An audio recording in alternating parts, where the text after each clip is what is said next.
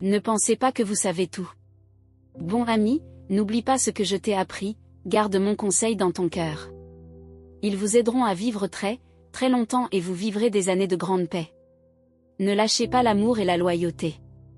Portez-les en collier autour de votre cou et gravez vos initiales sur le cœur. De cette façon, vous gagnerez une réputation de bien vivre aux yeux de Dieu et des autres. Faites confiance à l'Éternel du fond de votre cœur, n'essayez pas de tout résoudre seul. Écoutez la voix de l'Éternel dans tout ce que vous faites, ou que vous alliez. Cela vous maintiendra sur le meilleur chemin. Ne pensez pas que vous savez tout. Courez vers l'Éternel. Échappez au mal. Votre corps rayonnera de santé, vos os vibreront de temps de vie. Honorez l'Éternel avec tout ce que vous avez, donnez-lui le premier et le meilleur.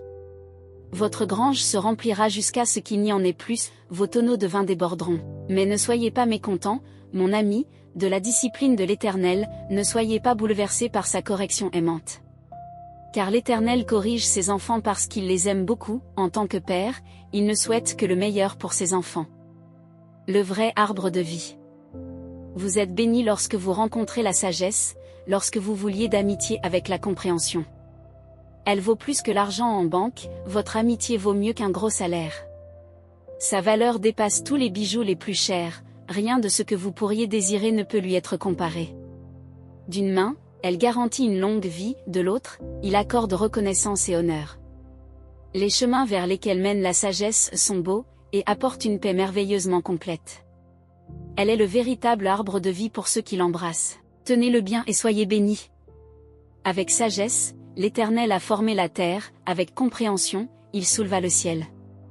C'est la sagesse qui a donné le signal aux rivières et aux sources de remonter à la surface et à la rosée de descendre du ciel nocturne.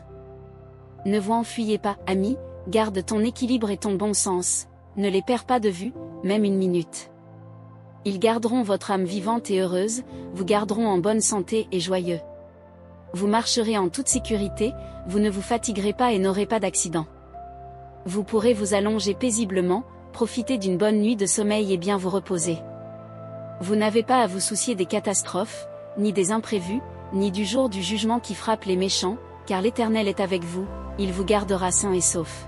N'arrêtez pas d'aider quelqu'un dans le besoin, vos mains sont comme les mains de Dieu pour cette personne. Ne dites pas à votre voisin, peut-être un autre jour, ou, passez demain, quand l'argent est dans votre portefeuille. Ne pensez pas à des moyens de profiter de quelqu'un alors qu'il est calme, sans se douter de rien. Ne cherchez pas la bagarre, surtout lorsqu'il n'y a aucune raison de le faire. N'essayez pas d'être comme ceux qui recourent à la violence en tout. Pourquoi se quereller? Et pourquoi pas, vous demandez-vous? Parce que l'Éternel ne supporte pas les méchants. Mais l'homme juste mérite son respect et son amitié. La malédiction de l'Éternel fait tomber la maison des méchants, mais il bénit la maison des justes. Il traite les sceptiques arrogants avec mépris, mais traite ceux qui ont besoin et savent demander de l'aide avec gentillesse. Celui qui vit sagement sera récompensé par les honneurs, une vie insensée ne reçoit qu'un prix de consolation.